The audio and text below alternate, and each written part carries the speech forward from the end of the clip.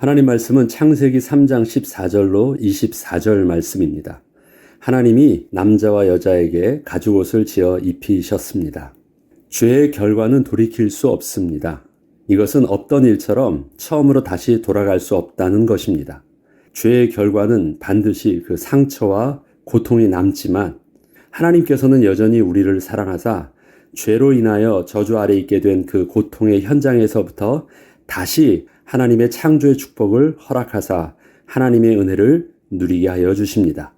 이처럼 성경에 하나님의 백성의 이야기는 계속 반복하여 실수하고 또 범죄하는 인간에게 그러함에도 불구하고 다시 회복의 은혜로 함께하여 주시는 하나님의 사랑과 구원의 이야기입니다. 하나님은 부르신 곳에서부터 다시 시작하시는 일들이 성경에서 계속 반복되어집니다. 처음으로 돌아가진 않지만 바로 그곳에서 다시 하나님의 은혜를 구할 때 그 하나님께서 그곳에서부터 다시 하나님과 관계를 맺게 해주셔서 아예 내쳐서 우리를 버리지 않으세요. 그것이 바로 성경의 이야기고 하나님의 은혜의 이야기입니다.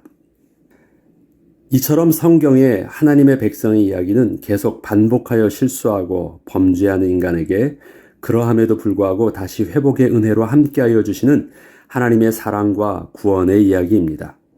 오늘 창세기의 본문은 최초로 인간이 하나님께 불순종함으로 말미암아 범죄한 일에 대하여 분명하게 경고하셨던 대로 하나님께서는 저들에게 하나님을 떠난 인간의 실존이 어떻게 되는지를 분명히 알려주셨습니다. 여자, 내가 내게 임신하는 고통을 크게 더하리니 또 여자에게 이르시되 내가 내게 임신하는 고통을 크게 더하리니 내가 수고하고 자식을 낳을 것이며 너는 남편을 원하고 남편은 너를 다스릴 것이니라 하시고 여자가 앞으로 낳을 아이는 허물과 죄로 부패하여 하나님의 거룩하심을 상실한 자녀를 낳게 될 것입니다. 아담은 여자에게 산자의 어머니란 뜻의 하와라는 이름을 지어주었지만 그것은 아담의 바람이었을 뿐이었지 실제적으로 낳게 될 아이는 하나님을 떠난 죽은 자를 낳는 어머니였기에 그 생명의 잉태는 기쁨이 아니었고 축복이 아니었습니다. 하나님은 단지 여인의 형벌로서 임신과 해산에 그 고통을 주신 것이 아니라 그 여인이 낳게 될 생명이 하나님의 거룩한 생명을 품은 것이 아님을 분명히 알게 하여 주신 것입니다. 그 여인에게 태어난 생명은 반드시 하나님의 구원의 은혜가 아니면 다시 하나님을 만날 수 없는 허물과 죄로 죽은 생명을 낳게 된 것입니다. 이것을 에베소서 2장에서는 너희가 허물과 죄로 죽었다라고 분명히 인간의 실존을 바울은 선포하고 있고 그 허물과 죄로 죽은 우리를 예수 그리스도께서 이 땅에 오셔서 우리를 살려주신 것이 바로 구원의 은혜임을 분명히 말하고 있습니다. 그렇다면 하나님을 떠난 인간, 하나님께 범죄한 인간의 모습은 죽은 자입니다. 육신은 살아있지만 하나님의 영이 함께 할 수 없는 죄로 부패된 죽은 자의 실존임은 분명합니다. 앞으로 하와를 통해서 낳게 될 그 자손, 바로 여인의 자손이 다 그러한 것입니다. 그러기에 해산의 고통을 단순히 아프다라는 그 어떤 신체적 고통뿐만 아니라 그 낳을 아이가 축복의 자녀는 아닌 것, 죽은 자라는 사실들을 우리가 명확하게 인식하고 있는 것, 그것이 너무 중요합니다. 우리의 자녀는 부모의 축복과 사랑 속에서 자녀를 태어나게 하지만 그 자녀 속에 하나님의 은혜가 예수 그리스도의 은혜로 구원받지 못하면 그 자녀는 부모의 사랑과 상관없이 부모의 어떤 축복을 주는 것과 상관없이 그의 영적인 실존은 죽은 자임을 우리는 명확하게 인식하고 있어야 됩니다. 또한 너는 남편을 원하고 남편은 너를 다스리는 고통을 받게 될 것을 말씀하셨습니다. 이것은 여자가 남편을 원한다라는 그 desire라는 그 단어를 선악과에 지혜롭게 할 만큼 탐스럽다는 단어와 동일하게 사용하고 있습니다. 그 앞에 쓰고 있는 단어와 동일한 단어를 사용하고 있습니다. 이것은 창조주 하나님의 넘지 말아야 할 권위의 선을 넘기를 간절히 원했던 그 탐욕의 마음과 동일하게 여자가 남자의 위치를 넘어서 그 위에 있기를 간절히 원한다는 것입니다. 이것은 여자와 남자의 능력의 문제가 아니라 영적인 질서와 권위의 문제를 말하는 것입니다. 그런데 이처럼 여자는 남자의 권위를 넘어서서 그 위에 서고 싶어 하지만 그 권위는 바뀌지 않고 남자가 여자를 다스리게 될 것을 말씀하셨습니다. 간절히 원하는데 그렇게 되지 않기 때문에 오는 고통과 갈등은 어떠할까요? 이것이 여자의 갈등입니다. 남자, 너는 평생 수고하여야 그 소산을 먹으리라 말씀하십니다. 아담에게 이르시되 내가 내 아내의 말을 듣고 내가 내게 먹지 말라 한 나무의 열매를 먹었은즉 땅은 너로 말미암아 저주를 받고 너는 내 평생에 수고하여야 그 소산을 먹으리라. 하나님께서는 땅의 채소와 나무의 열매를 처음부터 사람이 먹을 수 있도록 계획하시고 땅에서 나오게 하셨습니다. 또한 짐승에게는 땅의 모든 풀을 먹게 하셨습니다. 그런데 하나님께서는 채소와 나무의 열매 그리고 모든 풀들은 특별히 하나님이 직접 사람과 짐승에게 당신이 주신 것이라고 말씀하십니다. 이것은 처음부터 사람과 짐승에게 주시려고 그 채소와 그 풀을 만드셨다는 것입니다. 그리고 이렇게 주셨다는 말씀을 하시기 바로 앞에 이렇게 말씀하셨습니다. 하나님이 이르시되 우리의 형상을 따라 우리의 모양대로 우리가 사람을 만들고 그들로 바다의 물고기와 하늘의 새와 가축과 온 땅과 땅에 기는 모든 것을 다스리게 하자 하시고 하나님이 자기 형상 곧 하나님의 형상대로 사람을 창조하시되 남자와 여자를 창조하시고 하나님이 그들에게 복을 주시며 하나님이 그들에게 이르시되 생육하고 번성하여 땅에 충만하라 땅을 정복하라 바다의 물고기와 하늘의 새와 땅에 움직이는 모든 생물을 다스리라 하시니라. 이처럼 하나님은 사람을 창조하실 때 창조하신 목적을 분명히 가지시고 사람을 창조하셨습니다. 하나님께서는 사람에게 당신의 형상을 담게 하셔서 모든 생물을 다스리게 하신 것입니다. 그리고 그것이 복이 될 수 있도록 생육하고 번성하고 땅을 정복할 수 있는 권세와 능력을 함께 주셨습니다. 그리고 모든 땅에 움직이는 생명들은 사람의 권위에 순종하게 하셨고 이렇게 하나님의 질서대로 사는 것이 복이 될 수 있도록 정복하고 다스리라 말씀하신 사람에게는 땅에 씨 맺는 채소와 씨 가진 열매 맺는 모든 나무를 주셔서 먹도록 하셨습니다. 그리고 짐승들에게는 모든 풀을 주사 먹거리가 되게 하셨습니다. 이렇게 하나님께서 특별히 먹거리를 정하여 주심으로써 하나님이 사람에게 명령하셨던 땅을 정복하고 다스리라 하신 것이 모든 짐승을 죽이거나 잡아먹으라는 것이 아니셨음을 알 수 있습니다.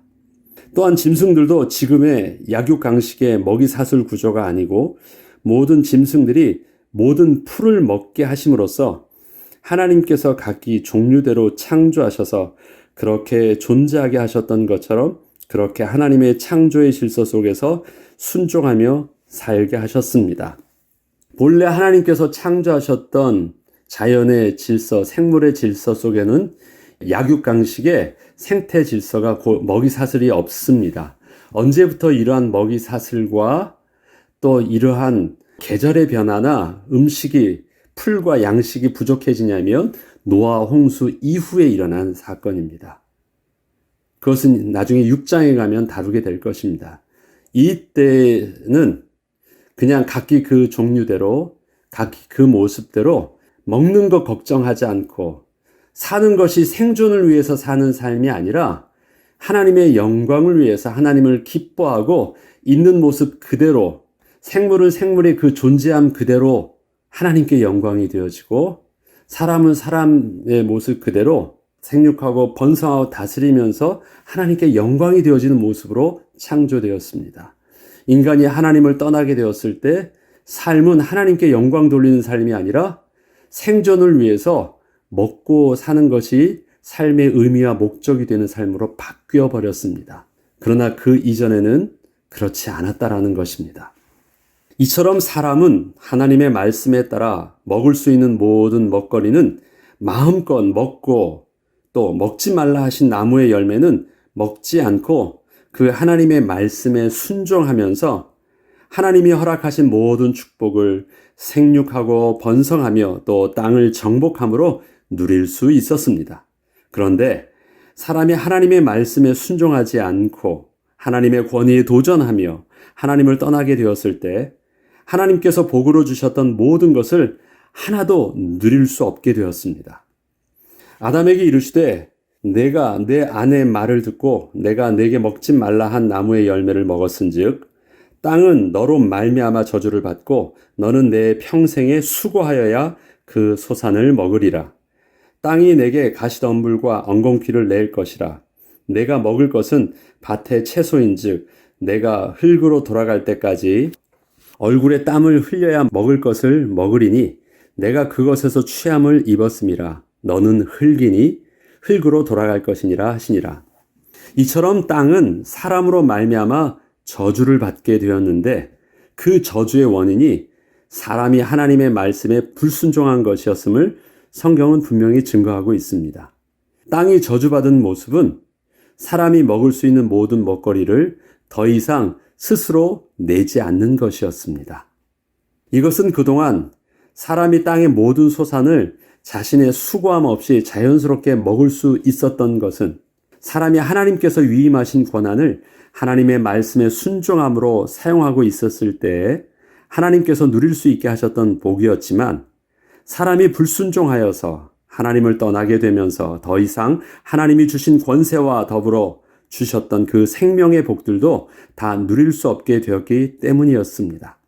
그리고 거룩하신 하나님의 생명이 떠나신 인간의 모습은 그저 흙과 다름없는 실존이 되었기 때문에 하나님의 생명에 속하여 하나님의 은혜로 사는 삶에서 땅의 흙에서 나온 인간의 모습만 남아 있었기에 땅에 속하여 땅에서 나는 먹거리만을 먹는 삶으로 완전히 바뀌게 된 것이었습니다. 그 전에 인간의 본질적인 축복은 생명이 된 축복이었습니다. 하나님의 영이 함께하여 주시는 하늘의 신령한 은혜가 인간에게 복이 되었고 평안함이 되었고 기쁨이 되는 축복이었습니다. 그런데 하나님의 영이 떠나시고 남아있는 모습은 너는 흙이다 하고 그저 흙에서 나오는 것만 먹음으로 너는 그 흙으로 된 육신이 그렇게 살 수 있음을 말씀하신 것입니다. 거룩하신 하나님의 생명이 떠나신 인간의 모습은 그저 흙과 다름없는 실존이 되었기 때문에 하나님의 생명에 속하여 하나님의 은혜로 사는 삶에서 땅의 흙에서 나온 인간의 모습만 남아 있었기에 땅에 속하여 땅에서 나는 먹거리만을 먹는 삶으로 완전히 바뀌게 된 것이었습니다. 하나님의 생명을 잃은 땅은 사람에게 가시덤불과 엉겅퀴를 낼 것이라 말씀하십니다. 그 가시덤불과 엉겅퀴는 사람이 먹을 수 있는 먹거리가 아니었기에 사람이 그 가시덤불과 엉겅퀴를 치우고 땅을 경작해야 그 땅에서 사람이 먹을 채소와 나무의 열매를 거둘 수 있게 된 것입니다. 이것은 지난날 하나님께서 복으로 주셨던 먹거리를 경작하며 지키게 하셨던 것과는 다르게 직접 잡초를 제거하고 땅을 갈아엎고 씨를 뿌려야 얻게 된 것이었습니다. 하나님께서는 에덴 동산에 들어가실 때 하나님께서는 보기에 좋고 먹기에도 좋은 나무의 열매들을 그들에게 경작하며 지키라고 창세기 2장은 말씀하셨잖아요. 그때 경작하며 지킨다는 것은 먹으면서 예쁘게 가꾸는 것이에요. 생존을 위해서 뭐 하는 것이 아닙니다. 그냥 하나님의 말씀에 순종함으로 그것을 먹고 또 가꾸면서 하나님을 기뻐하고 즐거워하는 모습이었습니다. 그러나 지금 땅을 갈아엎고 씨를 뿌리고 소산을 거두는 것은 경작하며 지키는 것이 아니라 생존을 위해서 투쟁하는 것이고 몸부림치는 것입니다. 근본적으로 다른 것입니다. 하나님께서는 하나님을 떠남으로 이렇게 수고함으로 살게 된 인간의 실존을 이렇게 말씀하십니다. 내가 흙으로 돌아갈 때까지 얼굴에 땀을 흘려야 먹을 것을 먹으리니 내가 그것에서 취함을 입었음이라. 너는 흙이니 흙으로 돌아갈 것이니라 하시니라. 너는 흙이다라는 하나님의 말씀은 하나님께서 흙으로 사람을 창조하시고 그 코에 생기를 불어 넣으심으로 생명이 되었던 실전에 근본적인 변화가 왔음을 말씀하고 있는 것입니다. 흙으로 창조한 피조물이 사람 말고 또 있습니까? 있습니다. 짐승도 동일하게 흙으로 창조했습니다. 같은 날 하나님께서는 흙으로 땅의 짐승들과 사람을 창조하셨고 그 사람은 특별히 하나님께서 그 코에 생기를 불어넣으심으로 생명이 되게 하셨습니다. 그렇다면 하나님의 성령이 떠난 인간의 실존의 모습은 무엇과 같은 거예요? 짐승과 같아요. 그래서 하나님을 떠난 인간의 모습은 그 범죄한 육신대로 전혀 짐승과 다르지 않은 그 본능적인 욕구와 탐욕과 잔인함과 하나님을 모르는 그 무지함은 다를 바 없습니다.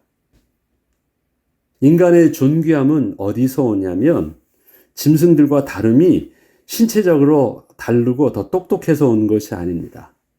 하나님이 거하실 때 인간이 참으로 하나님이 창조하신 그 사람의 온전한 모습을 갖추고 존귀한 자가 됩니다.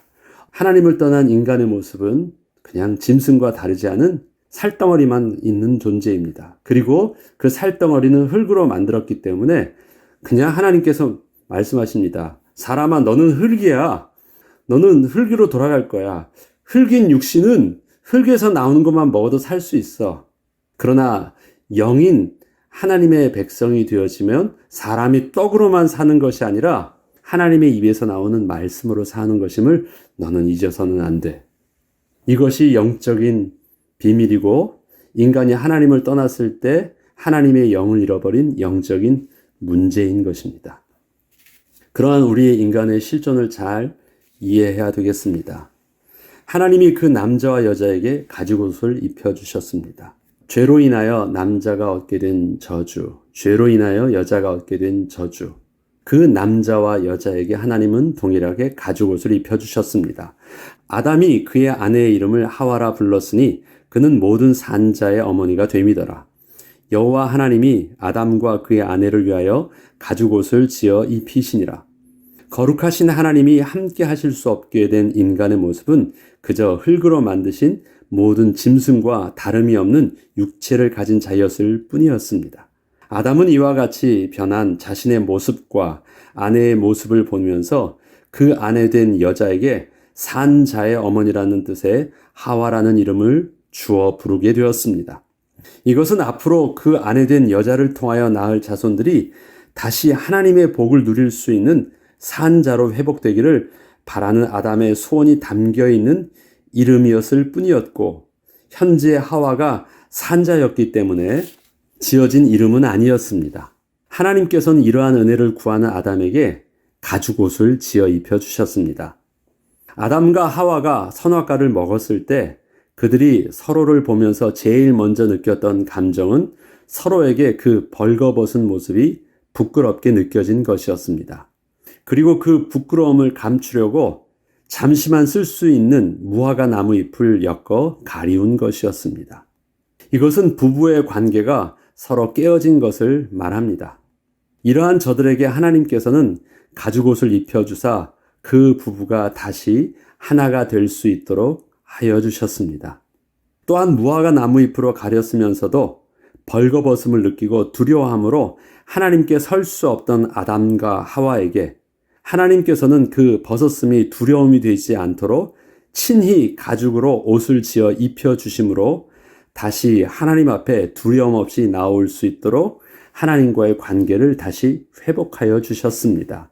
가죽옷은 사람과의 관계 속에서 또 하나님과의 관계 속에서 다 회복할 수 있는 은혜의 방편이셨습니다. 이처럼 하나님이 친히 지어 입혀주신 가죽옷을 통하여 인간이 범죄함으로 모든 축복의 관계가 깨어졌던 것을 다시 회복시켜 주시는 은혜의 방편이 되게 하여 주셨습니다. 하나님이 우리를 창조하여 주시고 맺었던 관계는 하나님과 사람의 연합의 관계, 그 다음에 사람과 사람의 또 한 몸 되어지는 관계를 통해서 하나님은 이 땅에서 사람의 축복을, 피조물의 축복을 누리게 하여 주셨는데, 범죄함으로 땅도 저주를 받고 사람과 사람의 관계도 저주를 받고 하나님과 사람의 관계도 저주를 받고 모든 것이 관계와 모든 것이 다 끊어졌습니다. 그런데 하나님께서는 가죽옷을 지어 입히시면서 은혜를 사모하였던 아담에게 다시 하나님과 회복할 수 있도록, 그들은 죽게 되었습니다. 그들은 에덴 동산에서 쫓겨나게 되었습니다. 그럼 처음으로는 돌아갈 수 없게 된 것이에요. 그 실존은 저주받은 실존을 그대로 갖고 있었습니다.